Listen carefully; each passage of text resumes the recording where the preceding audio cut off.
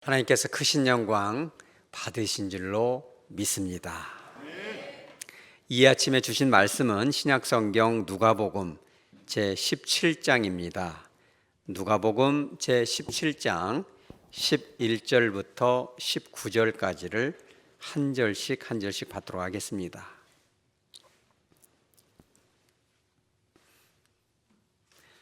예수께서 예루살렘으로 가실 때에 사마리아와 갈릴리 사이로 지나가시다가 한 마을에 들어가시니 나병한 자 10명이 예수를 만나 멀리 서서 소리를 높여 이르되 예수 선생님이여 우리를 불쌍히 여기소서 하거늘 보시고 이르시되 가서 제사장들에게 너희 몸을 보이라 하셨더니 그들이 가다가 깨끗함을 받은지라. 그 중에 한 사람이 자기가 나은 것을 보고 큰 소리로 하나님께 영광을 돌리며 돌아와 예수의 발 아래 엎드리어 감사하니 그는 사마리아 사람이라.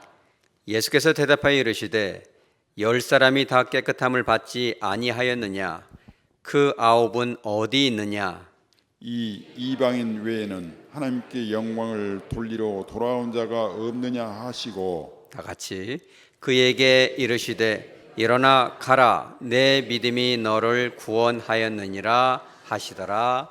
아멘. 잠깐 기도합니다. 거룩하신 하나님 아버지, 이 아침 이 귀하고 복된 말씀을 가지고 단위에서 싸우니 성령 하나님 임재하여 주셔서 하나님 아버지의 저희들을 향한 그 귀한 뜻을 바르게 선포할 뿐만 아니라 온유하고도 겸손한 마음, 좋은 마음, 착한 마음으로 말씀을 받아 결단하는 시간, 은혜 받는 시간, 치료되고 회복되는 복된 시간 되게 하여 주시옵소서.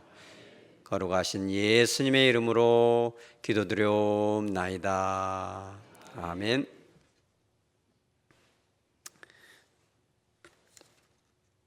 미국의 유명한 작가이자 방송가인 짐 스토버리라는 사람이 있습니다. 이분은 이제 아주 유명한 그런 분인데 이분이 최고의 유산 상속받기라는 그런 책을 썼는데 그 중에 이런 내용이 나옵니다.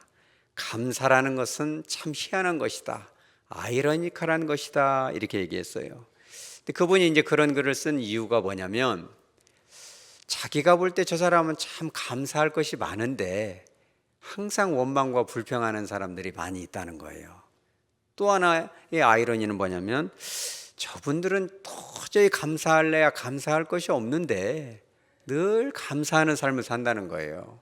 그래서 이분이 결론을 내리기를 우리가 만약에 저와 여러분이 우리 삶 가운데 감사할 것이 많음에도 불구하고 원망과 불평으로 일관한다면 이러한 삶은 참 부끄러운 일이다 그런 거예요. 이분이 상당한 그런 중증 장애가 있기 때문에 도저히 성공할 수 없는 삶을 이제 살 수밖에 없는 입장이겠죠. 그럼에도 불구하고 놀라운 삶을 살아낸 거죠. 나중에 기회 되면 이런 책을 한번 읽어보시기 바랍니다. 그런데 이걸 제가 소개해드리는 이유는 오늘 추수감사절 당하여 하나님의 자녀된 여러분 가운데 제 안에 얼마나 감사가 있는가. 여러분들 일주일을 살면서 여러분들의 입에서 우리 따라서 하죠. 감사합니다. 여러분 그런 말씀을 몇 번이나 고백해 보셨나요? 여러분 삶 가운데 감사하시기 바랍니다. 우리가 감사를 많이 하면 더 감사할 수 있는 축복을 하나님께서 주실 줄 믿으시기 바랍니다.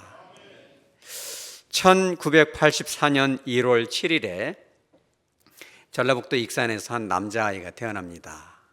오래된 일이지 한 40년 정도 된 것 같습니다.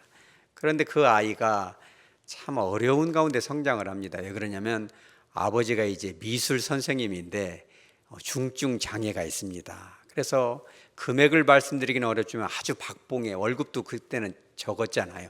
지금도 선생님들 참 애를 많이 쓰시지만 그때는 그런 혜택이 복지 혜택이 거의 없어서 중증 장애가 있는 아버지가 이 아이를 키우게 되는 것입니다. 그런데 참 안타깝게도 13살 무렵에 엄마도 이혼을 합시다. 도저히 당신하고는 못 살고 애기도 별 볼 일 없으니까 떠나야 되겠다. 그래서 집을 나가버립니다.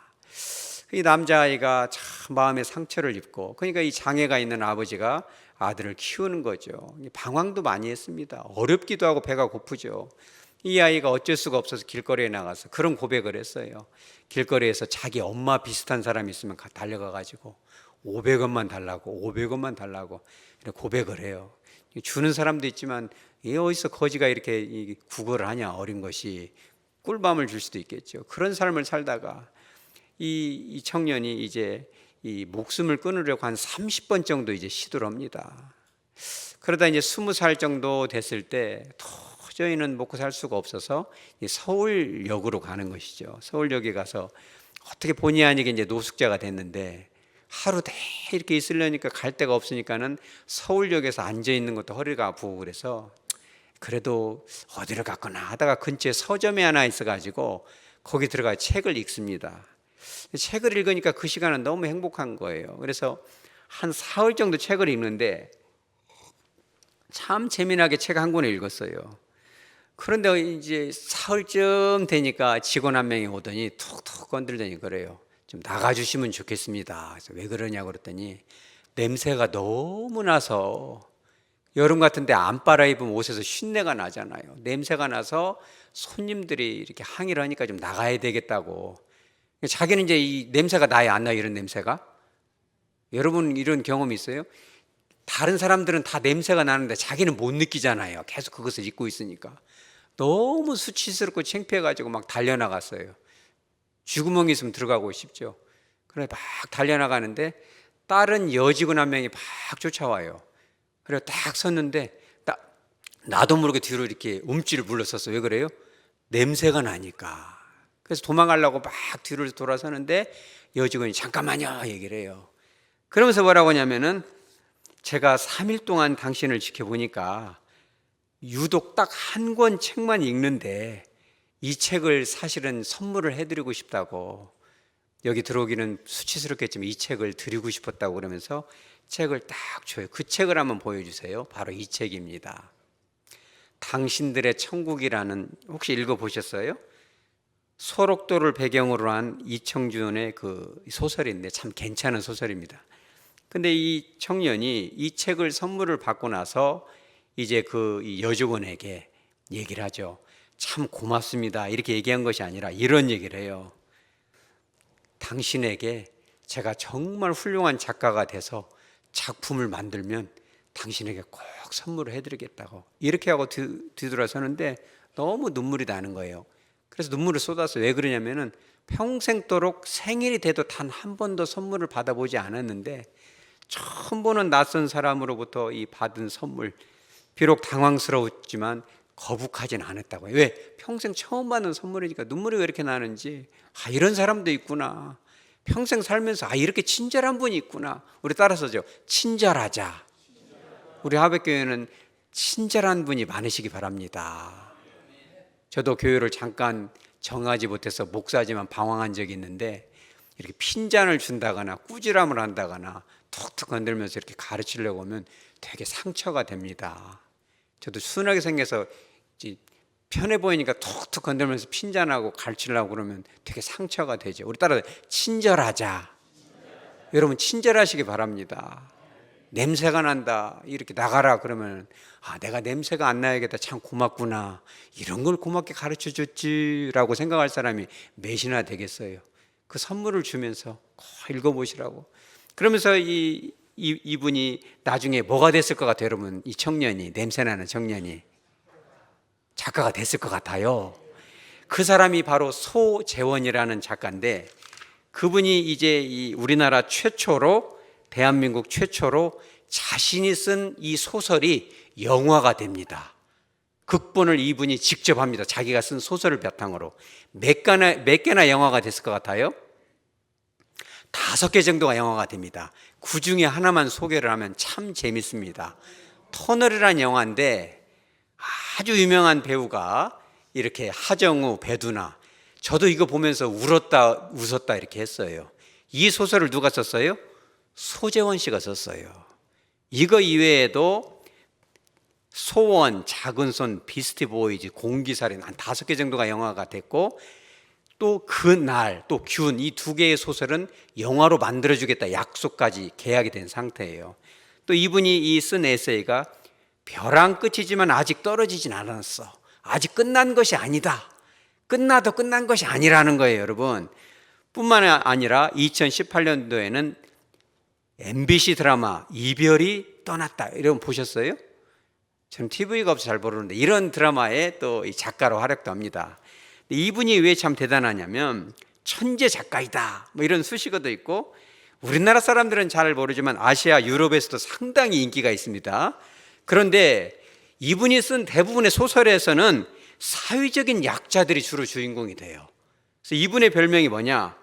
약자를 대변하는 소설가다. 항상 그 힘들고 어렵게 살았던 그분들을 위해서 실제적으로도 사회적 약자들을 위해서 힘쓰고 이런 일들을 많이 합니다. 심지어는 어느 정당에 2016년도에 들어가 가지고 당 중앙당 윤리심판위원이 돼 가지고 국회의원들이나 이런 정치인들이 여러분들 보기에 거만하게 이를 데 없는 사람들이 있습니까? 우리나라는 나라가 좋아서 그런 사람이 일절 없잖아요.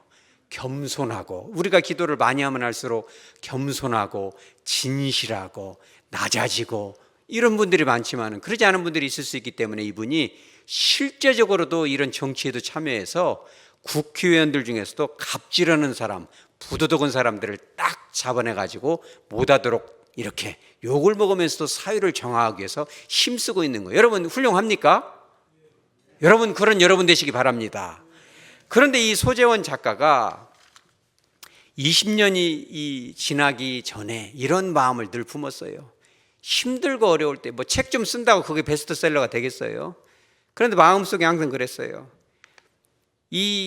그 누나가 20살 당시에 한 20대 중후반쯤 됐던 그 누나, 이 사람이 그렇게 얘기했어요. 그 누나를 찾으려고 무척 애를 썼어요.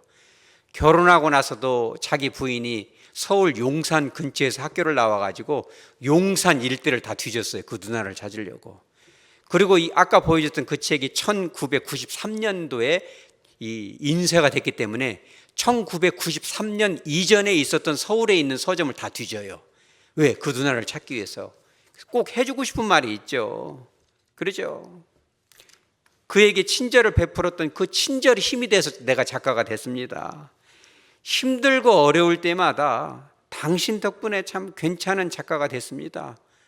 글을 그만 쓰고 싶을 때, 낙심이 될 때, 야 그게 무슨 글이냐라고 비난을 받을 때 당신이 베풀었던 그 친절과 은혜, 그렇죠, 그거에 감사해서 힘을 냈습니다. 뿐만 아니라 내가 책을 쓰면서도 혹시 당신에게 약속했던, 내가 당신에게 선물할 만한 그런 작품인지 아닌지를 늘 뒤돌아보면서 인생을 살았다는 거예요. 그 친절이라는 감정을 처음 당신을 통해서 느꼈는데, 당신을 만나게 된다면 반드시 그 마음을 표현하고 싶다는. 근데 만나요, 못 만나요? 못 만나죠. 그러면서 이분이 한국일보에 그렇게 인터뷰를 해서 뭐라고 했냐면, 노숙자에게 1993년에 발행된 바로 이 책을 선물한 사람은 대한민국에 몇 명쯤 될 것 같아요? 단 한 명밖에 없기 때문에 반드시 찾아내서 감사하겠다는 거예요. 여러분 감사하시기 바랍니다. 우리 따라서 하죠. 감사하자. 이런 청년이 잘 되겠습니까? 여러분 사진 한번 다시 보여주죠. 제가 이걸 보면서 이 청년의 눈을 자세히 보세요. 여러분 청년의 눈이 좀 어때요? 잘생긴 것은 그만두고 이분이 이 시각 5급 장애인의 앞에를 잘 안 보여요. 근데 이걸 인터뷰하면서 눈물이 그렁그렁해요. 왜 그러냐면 그때 그 누나, 그걸 생각하면 너무 고맙고, 나도 저런 친절한 사람이 돼야지, 감사하는 사람이 돼야지. 여러분 그런 감사의 삶이 되시기 바랍니다. 오늘 성경 본문도 역시 마찬가지입니다. 우리의 삶도 역시 마찬가지예요. 예수님께서 오늘 누가복음 17장 11절에 예수님께서 어디로 가세요? 예루살렘으로 가십니다. 예수님께서 예루살렘으로 호의호식 하기 위해서 간 것이 아니라 그 길은 바로 마지막 십자가에 못 박히시기 위해서 가시는 길이에요. 시시각각 죽음이 다가오고 얼마나 마음이 복잡하고 괴롭고, 저기 가면 내가 몹쓸 짓을 당하는구나, 마음의 여유가 없을 때 가기 전에 한 군데 들릅니다. 그게 어디예요? 사마리아와 갈릴리 사이에 12절에 한 마을로 갑니다. 그죠? 여러분 힘든 일 앞두고 마음의 여유가 있겠어요? 여러분 그런 주님의 사랑을 느끼시기 바랍니다. 예수님께서 죽기 전에 내가 한 마을에 들러서 10명의 나병 환자들에게 자비를 베풀어야겠다. 저들은 어린 시절부터 나병으로 얼마나 힘든 삶을 살았을까. 내가 저들을 치료해 주리라. 이런 마음을 먹죠. 그리고 12절 한 마을에 들어가시니 나병 환자 10명이 예수를 만나서 어디에 서 있었어요? 멀리 서 있었어요. 그들의 마음은 어때요? 예수님께 얼른 달려와서 옷자락이라도 붙잡고 싶었겠죠. 그럼 가까이 오지 못하는 이유가 있습니다. 그 이유가 뭐냐면 레위기 13장 45절에 있는 것입니다. 우리 다 같이 한번 읽어보시기 바랍니다. 나병 환자는 옷을 찢고 머리를 풀며 윗입술을 가리고 외치기를 부정하다 부정하다 할 것이요 아멘. 이 나병 환자는 구약시대의 나병은 인간이 짓는 죄와 비슷하다고 상징적으로 보여준 거예요. 그러니까 이 나병에 걸리면, 여러분 나병 환자 보셨어요? 저는 어렸을 때 학교 다닐 때 제가 다니는 학교 옆에가 나병 환자 촌이 있었어요. 익산시인데 거기가 고속버스 타고 지나가다 보면 냄새가 나잖아요. 저희 학교에도 그 친구들이 많이 상당수 다녔었는데, 이 보면은 그 동네 딱 한 번 가서 제가 충격을 한번 받은 적이 있는데, 막 눈이 이렇게 튀어나오기도 하고 입이 구멍이 나고 정말 사람의 그런 모습이 참 너무너무 정말 깜짝 놀랄 정도로 몸이 망가지는 병이죠. 그러니까 죄를 지면 인간의 그런 모습이 하나님의 그 형상이 훼손된다는 걸 보여주는 상징적인 의미가 있다고 구약에서는 말씀하고 있는 거예요. 그래서 오늘 이 말씀 가운데 옷을 찢고 머리를 풀었다. 이 히브리인들의 사상 가운데 옷을 찢고 머리를 푸는 것은 딱 한 군데서요. 그게 뭐예요? 대표적으로는 사람이 죽었을 때, 사람이 죽게 되면 너무 마음이 아프니까 사랑하는 사람이 세상을 떠나면 옷을 찢고 머리를 풀어서 내가 정말 저 사람이 죽은 거에 대해서 살 의욕을 잃어버렸다, 이런 거죠. 그런데 이것은 누가 죽은 거에 대한 이 애통함이에요? 자기 자신이 죽었다는 거예요. 여러분 상담의 세계에 들어가 보면 선생님 저는 살아도 사는 것이 아니에요. 숨만 쉬지 저는 죽어야 끝납니다. 이렇게 말하는 사람이 상당히 많은 거예요. 지금 이 나병 환자가 그렇다는 겁니다. 두 번째는 뭐예요? 윗입술을 가렸다. 입술을 가렸다는 건 그거예요. 얼굴을 가려버리는 거죠. 나는 입이 있어도 할 말이 없고 내 얼굴을 보여주기가 너무 수치스럽습니다. 인생을 살다 보면 여러분 수치스러울 때가 있나요? 수치스러울 때가 있죠. 소재원 작가가 그러죠.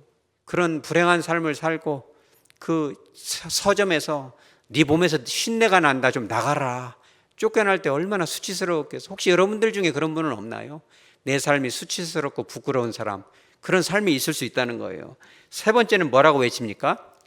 부정하다, 부정하다 외치라는 거예요. 왜 그러냐면 구약 시대에는 나병에 걸린 사람을 알든 모르든 접촉이 되면 그 사람도 의식적으로 부정을 타는 거예요. 그 사람도 일정 기간 어디를 돌아다니면 안 돼요. 그렇기 때문에 부정하다 부정하다 외쳐서 자기한테 오지 말라는 거예요. 나한테 가까이 오면 당신은 더럽혀지니까, 나는 더러운 인간이니까 오지 마십시오. 여러분 그런 사람들 여러분 주변에 있습니까? 혹시 저와 여러분이 그렇지는 않나요? 내 인생은 더러운 인생입니다. 나하고 친해지려고 하지 마십시오. 다칩니다. 상처받습니다. 그런 인생이 있을 수 있다는 거예요. 우리가 참 내가 지은 어떤 죄나 이런 허물 때문에 이렇게 기도하는 분도 있었어요. 제가 죄가 많아서 주님 앞에 못 갑니다. 너무 죄가 많아서 어떻게 제가 구원을 받을까요? 감히 하나님 앞에 나올 수 없는 그런 마음도 있겠죠. 오늘 이제 이 나병 환자들이 바로 그런 거죠. 그래서 멀리 서서 부정하다 부정하다 해야 되죠. 근데 마음 한켠에는 주님을 만나고 싶었죠. 왜 그래요? 예수를 만나면 어떤 질병이라도, 마음의 괴로움도, 어떤 귀신 들림도 다 치료가 된다는 소식을 알고 일반 사람들이 사는 마을 외곽에 그들이 모여서 이제 공동체를 이루고 사는데 예수님이 거기를 직접 오신 거예요. 마음은 예수님을 붙잡고 싶었지만 예수님이 부정해질까 봐 마음속에 멀리 서서 외치는 거죠. 13절에 뭐라고 합니까? 소리를 높여서 예수 선생님이여 우리를 불쌍히 여기소서. 그죠? 크게 소리를 지른 거죠. 일정 거리가 띄워져 있기도 하겠지만은 어떤 그런 간절함이 있었어요. 14절에 예수님께서 보시고 이르시되 뭐라고 합니까? 제사장들에게 너희 몸을 보이라. 좀 이해하기 어려운 말을 하죠. 예수님께서 이전에도 이 나병 환자를 치료해 준 적이 있는데 나병 환자가 땅에 무릎을 딱 꿇으니까 예수님이 직접 손으로 탁 손을 대서 치료해 주시죠. 그렇게 해줬으면 얼마나 좋았을까. 아니면 차라리 이 말씀으로 내가 원하는 나병이 물러갈지어다 라고 선포를 해버린다거나 나병이 나았다 나아라 이러면 참 좋은데 제사장들에게 너희 몸을 보이라 이런 이게 어떤 의미예요? 이 사실 이 히브리인들이 이 나병에서 완전 치유가 되면 공동체로 다시 들어올 수가 있어요. 그런데 나병이 나았다라는 것을 여러분 그잖아요. 전염병이 지금 이 시대에도 전염병 걸리면 격리가 되는데 그 병이 완전히 나았다는 걸 누가 판단해 줘요? 의사 선생님이 판단해 주잖아요. 아무리 피를 빼보고 이게 배양 검사라도 균이 안 나오니까 이제 가정으로 퇴원하십시오. 이런 걸 하는데 이 유대인들은 그걸 누가 해요? 제사장들이 하는 거예요. 그러니까 제사장한테 갈 때는 병이 완전히 나아서 가야지 병이 안 나은 상태에서 가면 어떻게 돼요? 잘못하면 돌로 맞아서 죽을 수도 있어요. 그 예수님이 다 나아놓고 보낸 거예요? 아니면 안 나았는데 보낸 거예요? 아직 낫지도 않은데 제사장한테 몸을 보이라고 하니까 10명 중에 단 한 사람이라도 병도 안 나섰는데 왜 가서 확인하라고 하지? 큰일 나는 거 아니야? 자꾸 뒤를 돌아보고 뭡니까 이런 사람이 몇 명이나 있었을 것 같아요. 10명 중에 단 한 명도 없어요. 10명이 다 가요. 어떤 마음으로? 제사장을 만나기 전에 반드시 닿을 것이다. 여러분 그런 믿음을 가지시기 바랍니다. 우리가 삶 가운데 어떤 상처를 받고 어떤 어려움이 있고 어떤 질병이 걸렸어도 주님이 원하시기만 한다면 이 모든 것들이 제사장에 가기 전에 회복되고 치유되고 해결될지 믿으시기 바랍니다. 그런 완전한 믿음이 이런 나병 환자 10명에게 다 있었던 거예요. 그런데 문제는 뭐냐? 그런 믿음이 다 있었음에도 불구하고 15절에 이렇게 나옵니다. 우리 따라서 이제 한 사람, 나머지 5명은 정말 그런 병에 걸렸으면 사실 어떻게 해야 돼요? 예수님께 와서 너무 고맙습니다. 정말 고맙습니다. 이렇게 해야 되는데 9명은 정말 조금이라도 마음에 그런 감사를 표현하지 않았다. 단 한 사람만이 와서 16절에 예수님의 발 아래에 어떻게 써요? 엎드렸다. 우리 한글 번역에는 엎드렸다 이렇게 나오지만 이제 그리스어를 직역하면 그는 얼굴을 땅에 댔다 이렇게 표현해요. 여러분 얼굴을 땅에 대본 적이 있으세요? 흙이 묻으니까 안 하겠죠. 한번 해보시기 바랍니다. 여러분들의 가족들 사이에서도 저도 한번 집에 가서 해보겠습니다. 한 번도 안 해본 것 같아요. 그렇게는 너무 고마우면 여보 너무 고마워. 당신 때문에 내가 살았어. 또 자녀들이 고마우면 얘들아 어떻게 부모가 자식한테 절을 한다요? 여러분 때로는 절을 하시기 바랍니다. 자녀이기 이전에 인격이니까 그런 것입니다. 그리고 또 우리 자녀는 또 부모를 향해서 할 수 있는 거죠. 얼굴을 땅에 탁 그 아파트에서 하면 얼굴을 깨끗하게 그리지 마시고 흙바닥 같은데 비 오는 날 한번 해보시기 바랍니다. 그럼 하기가 쉬워요, 어려워요? 굉장히 어렵죠. 그러잖아요. 유대인들의 그 땅은 주로 그 땅에 뭐가 있어요? 동물들의 오물이 많아요. 왜냐하면 지금처럼 무슨 수세식도 아니고 동물들도 아무데나 이게 똥오줌을 하기 때문에 그 배설물들이 있어서 유대인들은 집에 들어갈 때 반드시 발을 어떻게 해야 돼요? 씻어야 돼요. 씻어야 됩니다. 그래서 이 항아리에다 물을 담아두고 본인이 씻든지 지체가 높은 분들은 누가 씻어줘요? 그렇죠. 하인들이 이렇게 씻어주죠. 그 땅바닥에 이런 오물들이 있을 때 진짜 감사를 하려면 그때 얼굴에 땅을 대야 돼. 그러니까 이 사마리아 사람, 단 한 사람 사마리아 사람은 얼굴에다 땅을 대고 절을 한다는 것은 상대방에 대한 최고의 존경과 감사를 담은 거예요. 여러분 그런 감사로 주님께 감사하시기 바랍니다. 서로 또한 감사하시기 바랍니다. 그런데 이분이 엎드려서 뭐라 했냐면 감사하니 이런 말을 했어요. 우리는 그냥 이 한글로는 감사하니라는 단어이지만 이 헬라어로는 유카리스테오라는 단어인데 이 단어가 다른 성경의 다른 부분에는 다 어떠한 표현이냐면 인간이 누구에게? 하나님께 쓰는 표현이에요. 그러니까 이 10명 중에 유독 이 사마리아인은 예수님을 누구라고 알았어요? 그렇죠. 이전에 우리가 함께 읽었던 13절에서는 예수 누구요? 이렇게 불렀어요. 선생님이요.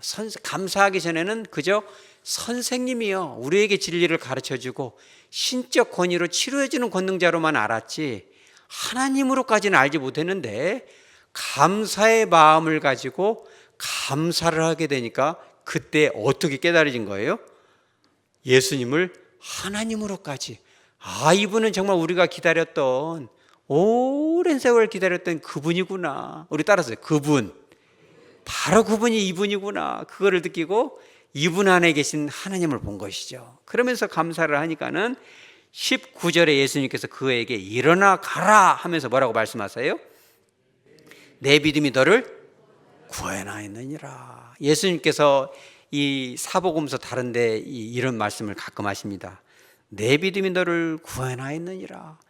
나머지는 다 어떤 구원이냐면 육신으로부터의 구원이에요. 말하자면 하혈을 하는 여인에게 내 믿음이 너를 구원하였다.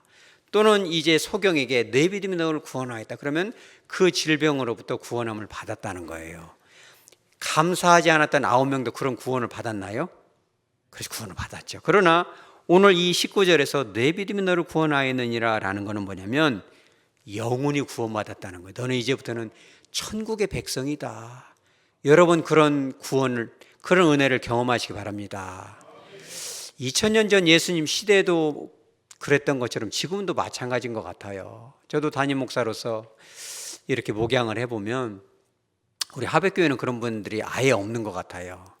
다른 교회에서 사역을 하다 보면 교회를 도대체 왜 다닙니까? 그러면 이런 말을 해요. 교회 오면 참 마음이 편해요. 그거 말고는 없어요? 그럼 그거 말고 뭐가 있어요? 예수님은 잘 모르고 마음이 편합니다. 이런 얘기를 하는 분이 있고, 그럼 왜 나오십니까? 그러면 예전에 우리 기도원 많이 갔잖아요. 병 나으려고 왔습니다. 오늘 9명의 이런 사람들처럼 자식 잘 되라고 기도로 왔습니다. 그럼 예수님은 뭡니까? 예수님은 잘 모르겠고요. 십자가는 뭡니까? 그것은 잘 생각을 안 해봤는데요. 이렇게 얘기하면서 그 병 낫는 것이 목적이고 자녀들이 잘 되는 것이 목적이고 사업이 잘 되는 것이 목적이고 나병이 나는 것이 목적이라면 사업상 교제상 교회 가면 그래도 괜찮은 사람들이 많읍디다. 교회를 다니면서부터 장사가 잘 되던데요. 거기서 끝나는 거예요. 그러면 그 사람은 영혼의 구원을 받아요, 못 받아요? 못 받는 거예요. 여러분 감사하시기 바랍니다. 이 감사가 얼마나 중요하냐면 여러분들도 이제 남자들 한번 해보시기 바랍니다. 이거는 참 쉽고도 어려운 건데, 왜냐하면 이거 하기가 어려워서 그래요. 아내가 밥을 해오면 여보 참 감사합니다. 오늘 정말 밥을 해줘서 감사합니다. 그런 말 하기가 쉬워요, 어려워요? 엄청 어려운 거죠. 왜냐 안 해본 거니까. 어렸을 때 아버지가 어머니한테 하는 걸 봤으면 하기가 쉬운데 아버지는 그냥 대통령같이 딱 앉아 밥 갖고 와 줘 이렇게 하잖아. 자자 이러면 끝나잖아요. 그러니까 이게 안 나오는 거죠. 그런데 진심을 담아서 여보 나 같은 놈 만나서 고생 많았지. 그래도 밥을 해주니까 너무 고마워. 그러면은 어디가 아픈가 이런 생각도 하지만 진심을 담아서 하다 보면은 그 다음에 좋은 밥이 나오겠어요? 어찌겠어요? 더 좋은 밥이 나오죠. 왜냐하면 사람은 감사하다는 말을 하면 인격이 있기 때문에 굉장히 기분이 좋은 거예요. 그러니까 9명의 이 나병 환자는 집으로 가버렸죠. 너무 기쁜 나머지 감사를 안 하고 가버렸는데 이 사마리아인이 감사를 다 하고 바닥에 이 동물들의 이 오물들이 있는데도 불구하고 얼굴을 땅에다 탁 대면서 하나님께만 드릴 수 있는 감사를 쫙 드리니까 예수님의 마음이 어쩌겠어요, 막. 여러분 그런 감사를 주님께 하시기 바랍니다. 우리 따라서 예수님 감사합니다. 여러분 밥 먹을 때도 한 번씩 해보세요. 맨날 먹는 밥, 그 밥이 아니라 우리 어렸을 때는 얼마나 배고프게 살았어요. 그잖아요. 지금 뭐 딱 전화하면 치킨 딱 갖고 딱 누르면 배달해주고 막 족발에 뭐야 띡띡 두드리면 그냥 다 추워도 나갈 필요도 없잖아요. 다 배달해줘 버리니까. 그러니까 그런 밥이지만 그럼에도 불구하고 우리가 예수님 감사합니다. 진짜 감사가 우러나올 때까지 그 감사가 안 나오면 금식을 해서라도 하루를 저물도록 금식을 해서라도 진짜 감사가 우러나올 때까지 주님 앞에 감사를 할 수 있다면 그 감사의 말을 듣는 주님의 마음이 여러분 어떨까요? 얼마나 뜨거워지겠어요, 여러분. 여러분 감사하는 삶이 되시기 바랍니다. 그러니까 그 소재원이라는 그 청년이 그런 감사의 마음을 가지고 내가 언젠가는 반드시 작품다운 작품을 써서 그 누나에게 선물을 하리라. 글을 쓰면서도 이게 정말 선물할 만한 가치가 있을까? 사회적인 약자들, 몸에서 냄새가 나는지도 모르고 외면당했던 그들의 편에 설 수만 있다면 내 삶의 가치가 있으리라. 그러니 얼마나 그 삶이 복되겠어요, 여러분. 그런 영적인 복을 누리시기 바랍니다. 서울에 가면 영안 장로교회라는 데가 있는데 그 교회가 양병희라는 목사님이 담임을 하시는데 그 교회에 이제 그런 어떤 그 간증이 있어서 제가 잠깐 소개를 합니다. 우리가 하나님께로부터 많은 복을 받아서 또 감사하지만 여러분 감사할 수 있는 조건을 깨달으시기 바랍니다. 정말 생각해 보면 감사할 것이 너무 많은데 원망 불평하다 보니까 감사할 것이 없어지잖아요. 그럼 얼굴도 어두워지는 겁니다.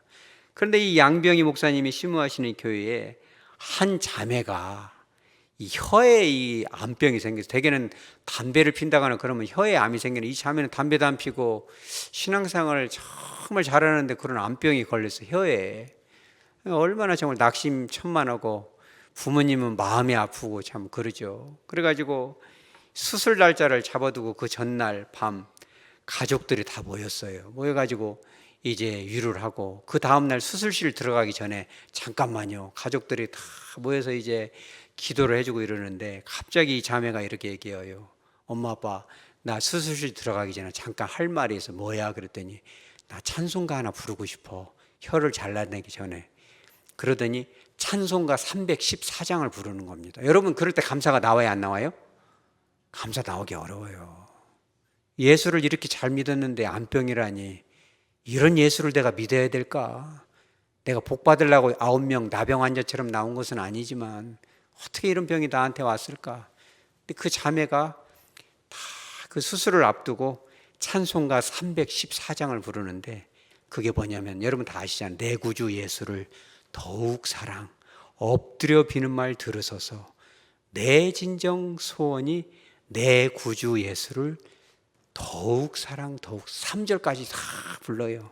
이 세상 떠날 때 찬양하고 숨질 때 하는 말 이것일세 다만 내 비는 말 내 구주 예수를 더욱 사랑 다 부르는데 그 자매가 그렇게 얘기를 해요. 엄마 아빠 내가 구원받아서 정말 하나님의 자녀가 되고 지금 죽어도 천국 갈 텐데 나 같은 죄인 천국 갈 수 있도록 해준 그 은혜에 감사해서 내가 마지막 말할 수 있을 때 주님께 감사하는 거야.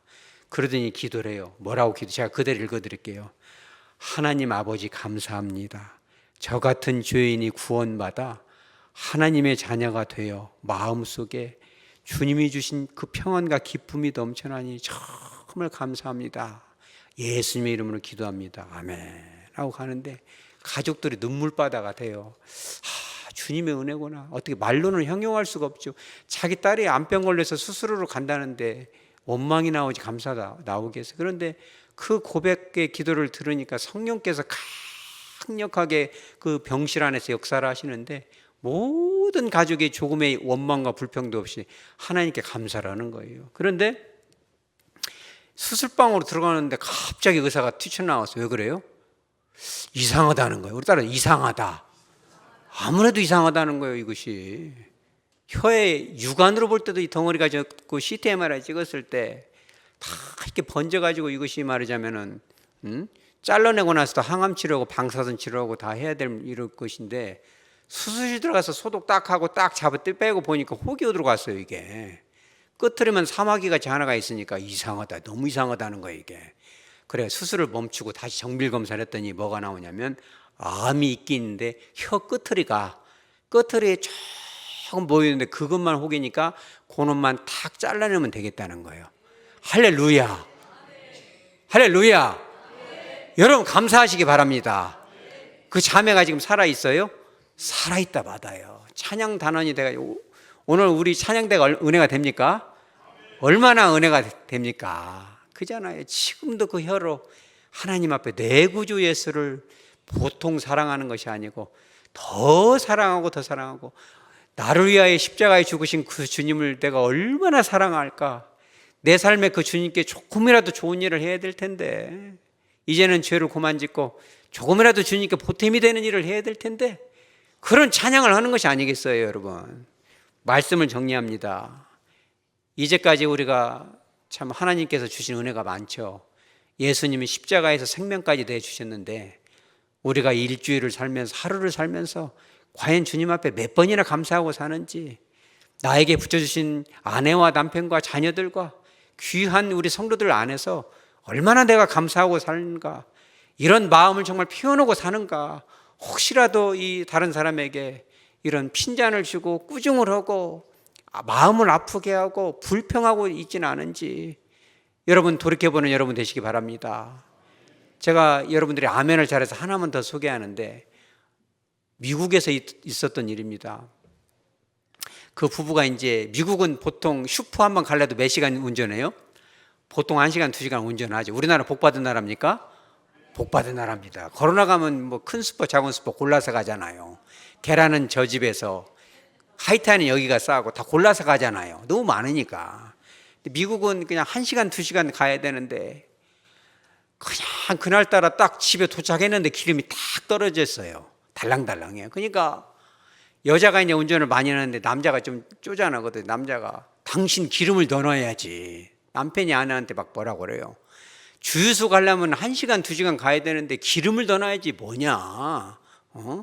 그러니까 아내가 기분이 좋아요, 안 좋아요? 기분이 안 좋아. 그럼 네가 좀 넣지 그랬냐? 너는 손이 없냐, 발이 없냐? 여러분 혹시 그런 가정 아니세요? 그러니까 이제 남편이 이제 말하자면은 그렇게 하니까 아내가, 그 집은 아내가 믿음이 좋아요. 그러니까 아내가, 여보, 다 뜻이 있겠지. 우리 감사합시다. 우리 딸에 감사합시다. 다 뜻이 있는 것이요. 어차피 이리 돼서 우리 범사에 감사합시다. 그러니까 감사하자는 말을 해버리니까는 더 이상 싸움이 돼야 안 돼요. 보통 사람이 성질이라도 하면 자꾸 트집을 잡잖아요. 근데 감사하자고 이제 말하자면 아내가 말하니까 남편이 더 트집을 못 잡고, 부하가 치밀지면, 기름을 더 놔야지. 이걸 내일 아침에 어떻게 출근을 저러 하냐. 그래서 성질이 났지만 더 이상 싸움을 확전을 시킬 수 없으니까 이제 집에 가서 잠을 자는데, 다음날 아침에 경찰서에 전화가 왔어요. 뭐라고 전화했냐면, 도둑놈이 선생님 차를 도둑질 해가지고 한참 달려가는데 딱 4분 만에 차가 멈췄다는 거예요. 할렐루야. 그러니까 기름이 없잖아. 그러니까 그날 밤 싸우고 막 아내가, 그래 이제 이때까지 내가 여자인데 내가 운전하니까 고마운지도 모르고 네가 나한테 그랬으니 이제부터 네가 운전해 하고, 알았어 내가 운전해. 기름 넣어갖고 막 차를 밀고 끌고 레카를 불러서 기어이 기름 넣어서 채워넣고 됐냐 이래야 해버리면은, 기름은 채워졌지만 그 다음날 누가 돌아가요? 그잖아요. 싸우고 성질나고 감정 상하고 차는 어디로 없어지고. 우리 따라서 범사에 감사하자. 범사에 감사하니까 싸움을 할래야 할 수가 없고, 그죠? 차는 보존이 되고. 그러니 우리는 감사의 삶을 사시기 바랍니다. 자, 말씀을 정리합니다. 오늘 10명의 다병 환자처럼 감사할 일이 있으면 당연히 감사해야지만 감사를 안 하는 분도 있을 수 있다는 거예요. 여러분, 감사의 조건이 있다면 그 자리에서 바로 감사하시기 바랍니다. 주님께도 감사하고 가족들에게도 감사할 수 있는 여러분 되시기 바랍니다. 뿐만 아니라 오늘 이 교회의 자매처럼 어려움이 있을 때 그럼에도 불구하고 감사하는 여러분 되시기 바랍니다. 원망과 불평이 입 밖에까지 나올 때 손으로 입을 탁 틀어막고 나서라도 여러분 입으로는 감사할 수 있는 여러분 되시기 바랍니다. 우리가 감사할 때 주님의 마음은 뜨겁게 불타올라요. 이제 감사할 줄 아는구나. 옳거니 이제 네가 준비가 됐어. 뭐 될 준비가 됐어? 복 받을 준비가 되었어. 되어 버렸어. 내가 오늘부터 복을 누르고 흔들어 넘치도록 안겨주리라. 여러분, 그런 감사의 축복을 받는 저와 여러분, 우리 하백교회 공동체 되어지기를 주 예수의 이름으로 축복합니다. 아멘. 잠깐 기도합니다. 우리 잠깐 이 반주를 해주시고 우리 세례식을 거행하기 전에 여러분 눈을 감으시고, 오늘 우리 교회 큰 축제입니다. 왜 그러냐면 교회가 전도가 많이 되어져도 주로 수평이동이 많은데 우리 교회는 이렇게 세례를 받잖아요. 세례 받는 것은 아기를 낳는 것과 같은 큰 축복인데, 세 분이 이제 이렇게 세례를 받게 됩니다. 여러분 잠깐 한 2분 기도하시기 바랍니다.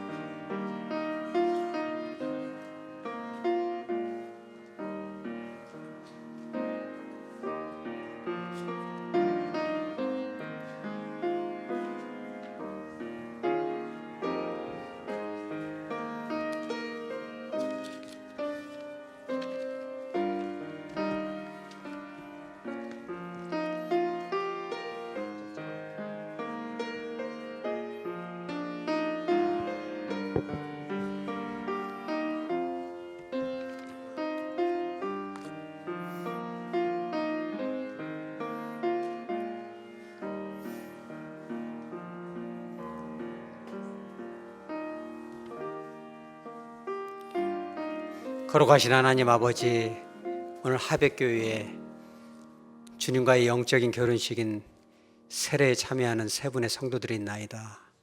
비록 인간이 예식을 집례하겠지만 성령 하나님께서 임재하여 주셔서 우리 세 분 성도들 안에 성령께서 뜨겁게 역사하여 주시고 이전의 삶을 정리하여 온전한 하나님의 자녀로 거듭날 수 있도록 역사하여 주시옵소서. 거룩하신 예수님의 이름으로 기도합니다. 아멘. 세례는 우리를 그리스도에게 접붙이고 그리고 합하는 표요, 인치는 것입니다. 우리 하백교회 당회는 세례를 받고 교회에 입교하기를 원하는, 세례받기 원하는 우리 김금덕 그리고 최귀한 전형도 이제 성도에게 이제를 세례받기에 적합한 것으로 판단하고 세례교인으로 세우고자 합니다. 우리 모든 교우들은 세례받는 우리 성도들을 환영하고 하나님께 영광 돌리시기 바랍니다. 뿐만 아니라 세례받는 이들이 하나님의 말씀에 순종하고 또 교회의 법도를 지키고 섬기는 일을 귀중히 여기고 서로 존중할 수 있도록 잘 인도해 주시기 바랍니다. 이제 우리 당회는 제자를 삼아 세례를 주라 하신 주님의 명령대로 세례를 베풀고자 합니다. 이제 김금덕 성도님, 최귀한 성도님, 전형도 성도님은 그 자리에 서주시기 바랍니다. 제가 이제 몇 가지 질문할 때 아멘으로 이제 믿음으로 고백해 주시기를 부탁드립니다. 성도님은 하나님 앞에서 죄인인 것과 그 진노를 변할지 못할 줄을 알고 그의 크신 자비하심으로 구원받은 것 외에